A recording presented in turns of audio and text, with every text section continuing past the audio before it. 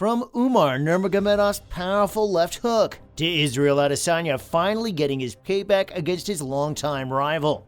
The Octagon has seen some of the most brutal knockouts this year. UFC fans were in for a show as fighters went against each other neck and neck for some jaw-dropping knockouts that are now a part of MMA's history forever. While most of these knockouts were due to the fighter's technique and flawless execution, others were fueled by revenge.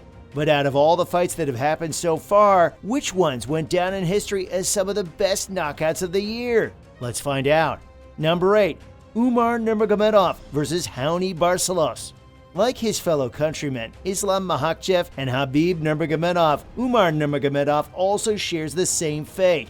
He struggles to go against someone who's willing to challenge him above and beyond. At UFC Vegas 67, Umar Nurmagomedov fought Raoni Barcelos, who is one of the best unranked fighters in the 135-pound category. While Raoni's an incredible striker, Nurmagomedov is known for his grappling skills. In their fight, Nurmagomedov knocked out Barcelos in the first round with a powerful left hook that left a nasty mark on Raoni. Even though he had a chance for more hits, he stopped because in no time at all, Barcelos was already knocked out, all thanks to Umar's powerful left swing. It's no secret that the bantamweight division has a rising star in Nurmagomedov, and this knockout was proof that he's getting closer to a title shot. Number 7. Dustin Poirier vs. Justin Gaethje. At UFC 291, Justin Gaethje faced off against Dustin Poirier in the showdown of the year. He knocked out Poirier with a head kick just 1 minute into the second round, and everyone knows that's one and done in Justin's books. Justin's decisive kick was cleverly disguised behind a punch, and even though Poirier was able to block it just a little bit with his arm, he just wasn't quick enough. Despite his defense, Gaethje's sheer power broke through, sending Poirier tumbling backward. Gaethje followed up with another punch before the referee Herb Dean stepped in to end the fight. But that's not to say Dustin didn't have a couple of tricks up his own sleeve. In the first round, he managed to stun Gaethje with a punch. However, he was no match for Gaethje's relentless leg kicks. He ultimately lost the fight with a TKO, but his fight wasn't the first encounter between Gaethje and Poirier. In April 2018, Poirier secured a TKO victory over Gaethje in a thrilling back-and-forth battle. And now, 5 years later, Gaethje has been able to tip the odds in his favor. Number 6. Ikram Aliskerov vs. Phil Hawes. Ever since Israel Adesanya won back his middleweight title, the division hasn't seen much action. Adesanya has already beaten most of the top fighters in the 185-pound category, and now the weight class needs new talent. Khamzat Chimaev and Bo Nickal's rise has turned up the heat for sure, but the debut of Ikram Aliskerov from Dagestan looks promising for the division's future. Aliskerov's only loss was against Khamzat Chimaev in 2019 in a fight at Brave CF. He now holds a 14-1 record after his impressive first fight in the UFC at UFC 288, where he defeated Phil Hawes in almost no time at all. However, if you thought that was quick, keep watching this video to see just how quick our two guys at number 3 were. Unlike many Dagestani fighters who focus on grappling, Aliskerov is skilled at striking. In his career, he has had 5 knockouts and 5 submissions, which is pretty impressive considering a fighter of his caliber.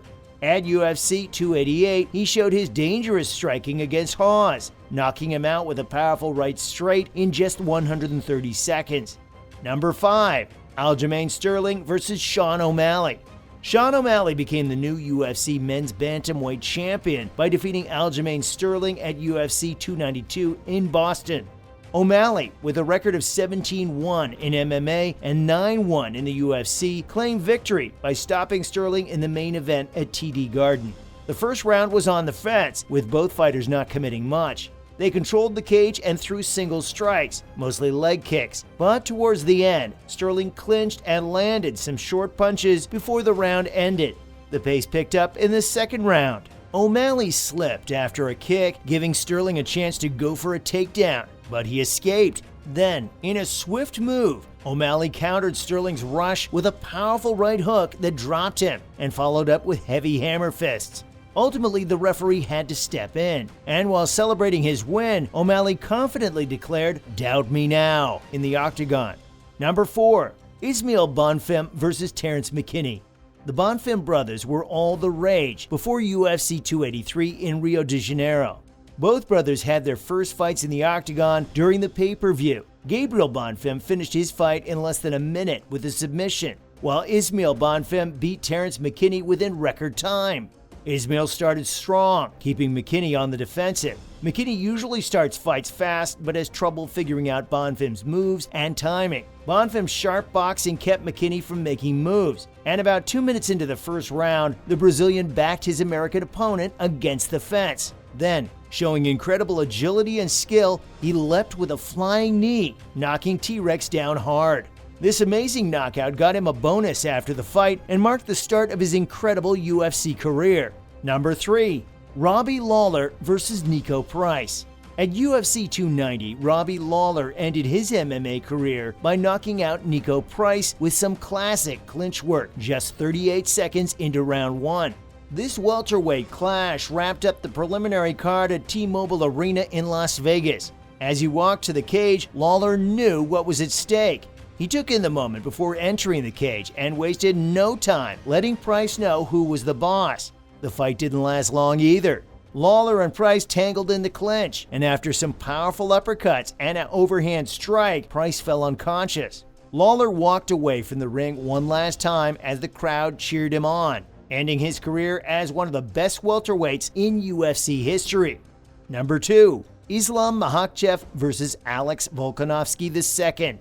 At UFC 294, Islam Makhachev faced off against Alex Volkanovski in a rematch for the UFC Lightweight Championship. Their first fight happened in February 2023 at UFC 284, where Makhachev won against the Australian MMA fighter. This time, however, the showdown took place at the Etihad Arena in Abu Dhabi, and the fight kicked off with Islam returning to the octagon with all his might. He landed an inside leg kick, which was swiftly countered by Volkanovski's outside leg kick. Makhachev then attempted a high kick and a takedown, but Alex turned the tables and pinned Makhachev against the fence. In the heat of the moment, Makhachev struck with a knee, which, as you know, is as painful as it gets. As the two fighters separated, Makhachev landed a solid right hook. He later threw more punches at his opponent, which prompted referee Mark Goddard to stop the fight and declare Islam the winner by knockout. Number 1. Israel Adesanya vs. Alex Pereira. In November 2022, Israel Adesanya lost his middleweight title to Alex Pereira in a surprising turn of events at UFC 281 in New York. Pereira, a tough opponent for Adesanya in both kickboxing and MMA, made an impressive comeback to secure his third win over Adesanya. At UFC 287 in Miami, Adesanya got his chance for payback. In their first MMA fight, Pereira had a strong start and had Adesanya on the defensive with powerful leg strikes, similar to their last match. In the second round of their rematch, Pereira's kicks continued to affect Adesanya, buckling his legs against the fence. Alex finally seized the moment and threw a series of punches at Adesanya, who was fortunately able to defend himself.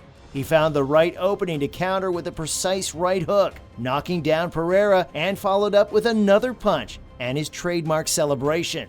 This incredible knockout stands out as the best of 2023 and perhaps the entire UFC history. So, what do you think?